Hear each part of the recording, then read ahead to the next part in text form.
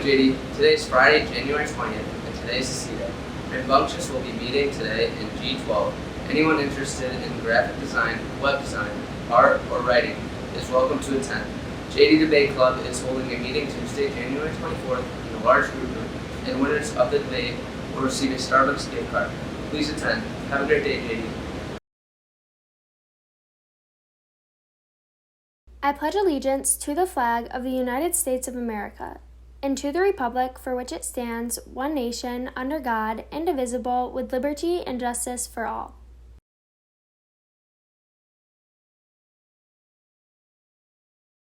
I'm speaking to the internet situation at the high school. Yesterday I wanted to print a flyer for a fundraiser at Sweet Frog.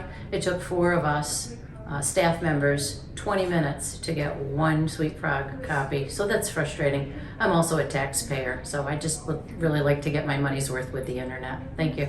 So ever since I think the beginning of the year, or even last year, students have been having a ton of trouble printing, and it's getting worse and worse. They have to come in, hook up their Chromebook. Sometimes that doesn't work. We have laptops for students to be able to print from.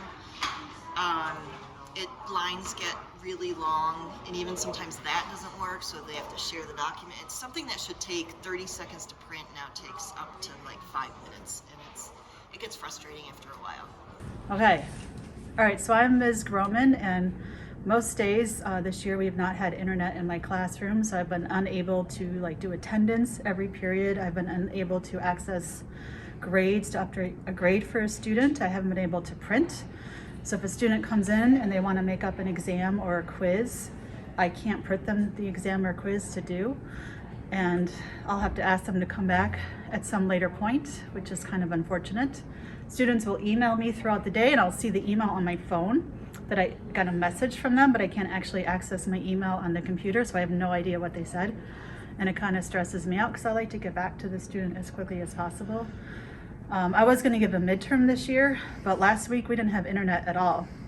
So I wasn't able to do my day-to-day stuff and make up a midterm and review for the midterm. So students are, of course, extremely happy that they don't have a midterm, but as a chemistry teacher, a midterm would be pretty helpful to have for students to kind of go halfway through the year and look at all the material and then get ready for the Regents exam at the end of the year, but I wasn't even able to do that.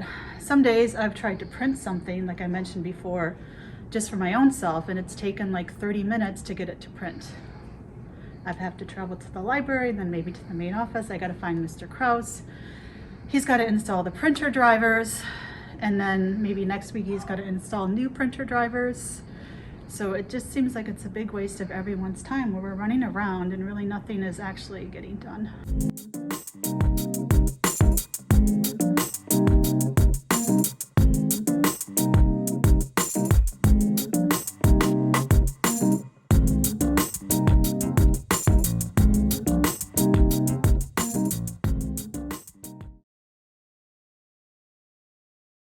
Ivies, it's basically Gilmore Girls, but with a murder.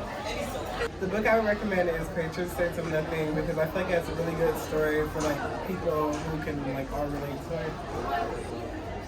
Keeper of the Lost City series is basically about a girl who finds out she has kind of special powers, and she goes to this new city. She gets a whole new life, and it's kind of just following the story about that and her saving the day. Alright, we recommend Where the Crawdads Sing by Julia Owens. It's a coming-of-age story about a girl who's isolated from the rest of the world, and then she falls in love. The book is The Obsession by Jesse Cucinato. It's about this boy, Logan, who falls in love with this girl,